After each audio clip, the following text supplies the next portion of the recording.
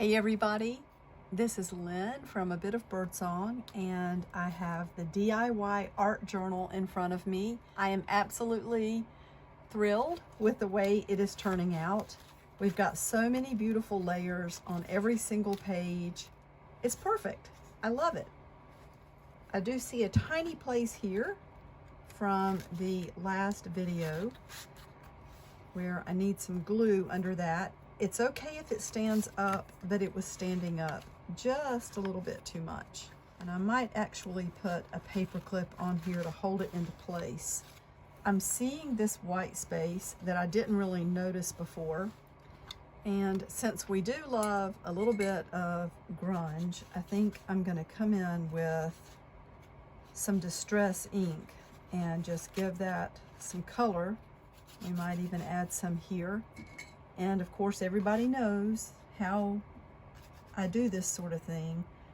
We may go back through the whole journal and start adding some grungy layers. I think it's really turning out beautifully. We'll do. Oh, I do know one thing that's been just screaming at me. This bright white paper here, I wanted to come back and add a little bit of distress ink to that. We have the cover, we have this first spread with our house. We've got this beautiful little darling girl. I think she looks like a sweet little bird, but who knows how feisty she might have been in real life. We have this lovely lady with the top hat. I am a world of stories. This is where our little color palette fits in, and we've added some staining inside that page. It really needed some sort of color. But let's get started on this page. Now, as you already know, I went ahead and glued together some pages, tore some pages down so that we had fewer spreads to fill up.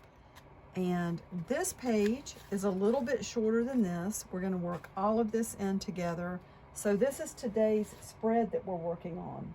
The first thing I want to do with this page is pick the image for this spread. And just looking at the colors in the paintings, the ink, I think it's going to be one of those three. And I think for the message that we have for this spread, I'm going to use her.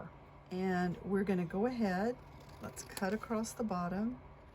We're going to do a little bit of fussy cutting with this one. It really brings it out. She's got one finger up next to her temple, like she's really thinking.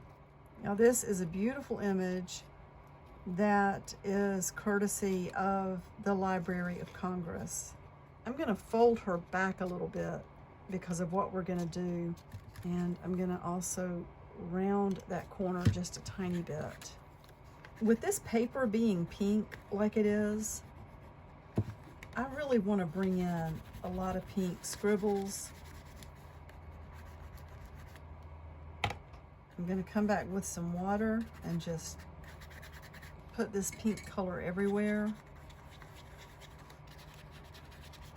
And we might even let it run down the page like this. So the way to do that, let's just put a whole lot of this Caran d'Ache and add quite a bit of water, and then we're just going to stand it up and let all of that fall.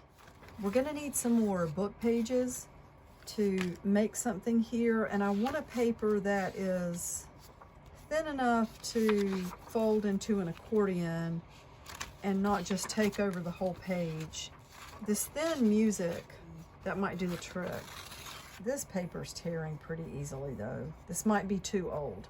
You know, that's the thing with vintage materials. You can get paper that is just, it's too old. That's not gonna do. So we're gonna put this to the side. It's times like this when a more modern book can come in handy and the pages are thin enough to really work with. Oh, look at this, anything can happen. I like those words. Let's tear those out in case we want to be able to see those anywhere. I want a piece about as wide as the page, and now we're going to try to make our little accordion. I hope this is going to turn out the way I want it to. For this, you could use tissue paper.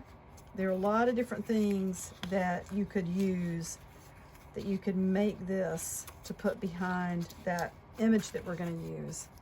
How can I just crush that in the center? I might just have to not fold it up so tightly. Well, that's pretty neat. So we have the accordion. I'm just forcing it down. You know, I'm kind of giving it the shape that I want it to have and just folding it into place.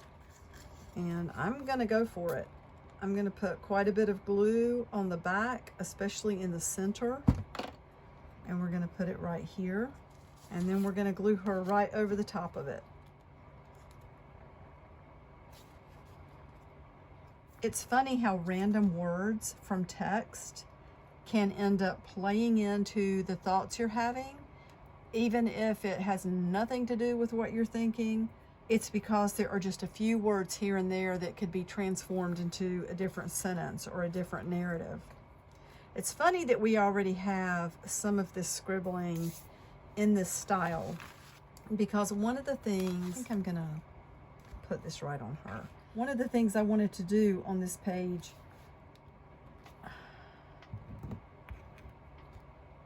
I think that page is a little bit wet, is writing like this. It's just a little loops, basically. Kind of cool. A lot of you have these stamps with text already on them. And I'm gonna put even more text on top of what this kind of scribbling we've got going on. And I'm gonna use black since it's in the color palette. And let's just, it's kind of like reading between the lines. I'm gonna go ahead and do this. Got that scribbling there. I like it. Now I love this. This is the sheet of phrases that I'm working on. And the word we're going to have on this page over here is honest. And I put some spacing between the letters so that we could cut these out. You know, if you had a circle punch, you could put these on circles. That would be kind of fun. I don't think I have a circle punch that's small enough to do what I'm envisioning, but I think this is fine the way it is. So I'm gonna go ahead and, you know, so that this is gonna stand out some, let's take a piece of this. This is why it's so important to save scrappy pieces of paper. So Jason went to get us some food. I've been gluten-free now for at least 3 weeks. I had no idea what all of that gluten and wheat was doing to my body. I feel so much better. I feel lighter. So now let's put our letters down. H. This font is an old typewriter font. H-O-N-E-S. I might have to move everything over to the left just a little bit. Oh no. This is another one of those situations where I'm very tempted to print her all over again and cut her out just the same and then glue her into place again, or maybe put her into place with some of those stickers that's going to raise her up a little bit. In fact, I will probably do that, and I will come back and show you that. But the idea for this page, we have honest here, and I'm going to take this black ink and go around each letter. You know, it would be really cool, like I said, if you had a circle punch. I do not want to get glue on this. People, I ruined so many pens. Ay, ay, ay.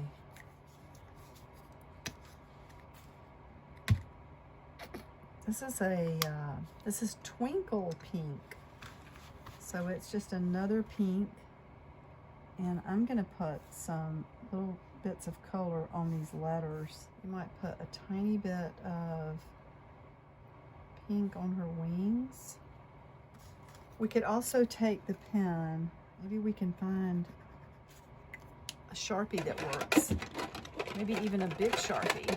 Well, this is still a fine tip, but it's bigger than some of the little things we're working with.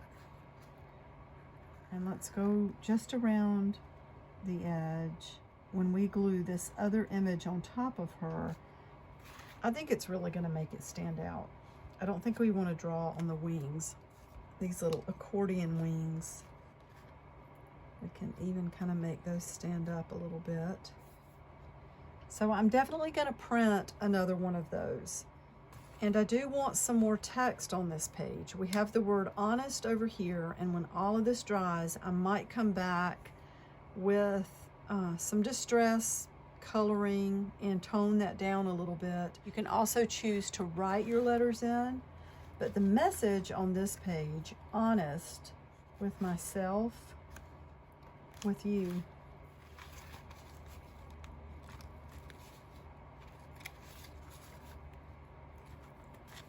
I'm gonna go ahead and pick up some of that pink paint so that we don't waste anything.